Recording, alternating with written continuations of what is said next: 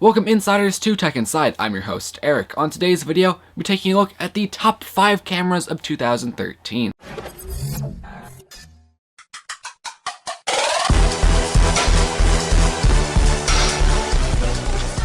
Now before I start this video, let me quickly mention that choosing the top 5 cameras definitely was kind of tricky.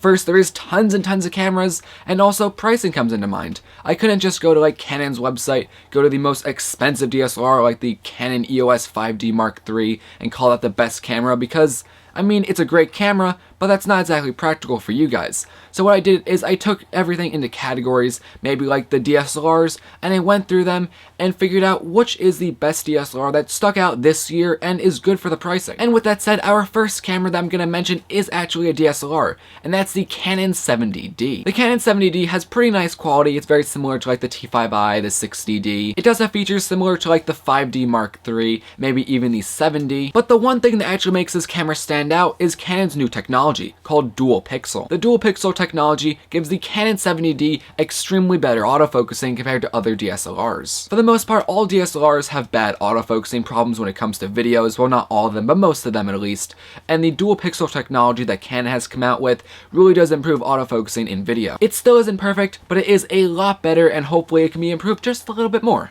Anyway though, if you want to pick up the Canon 70D, at least on Canon's website, it's $1,200 for the body only, but I'm sure you can go on Amazon and get some better deals. Moving on though to our second camera, we have one of the highest and greatest point and shoot cameras out there right now, the Sony RX100 version 2. This camera of course is a pretty compact camera, not the smallest camera, but still a decent size that you can carry around. And for its size, it has amazing video and photo quality, and also has some pretty nice features. You do have a lot of features when it comes to focusing, when it comes to ISO, aperture, exposure, etc. And to help adjust these settings, there is a movable ring on the front, which lets you have control. The screen on the back is tiltable, so you can get some pretty nice angles to do your shots. And overall, this just is a great camera for $750. Yes, it's a decent amount of money, but it's well worth it. Moving on now to our third camera, we have more of a mid to high range camera that definitely is cheaper, which is the Canon S120. The Canon S120 does have a control ring on the front, just like the Sony camera, so you can adjust some settings. Unfortunately, it does not have a movable screen on the back, which is still perfectly fine. The Canon S120 is more compact compared to the Sony RX100,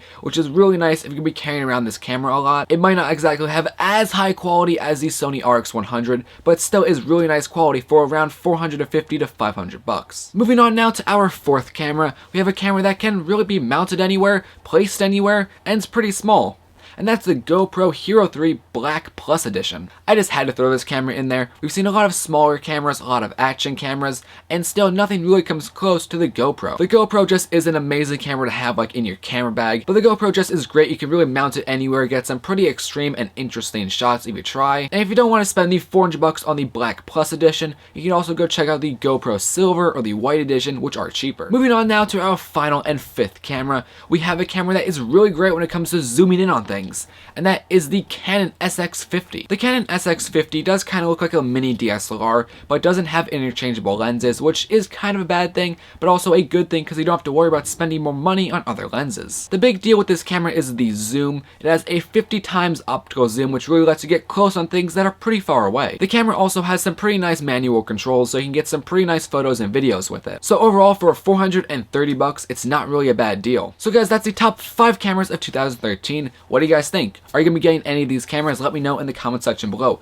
Also tell me, do you disagree with me? Do you think there are some other cameras that I should have included into the list? Just let me know. Anyway though guys, my name is Eric and I'm signing out.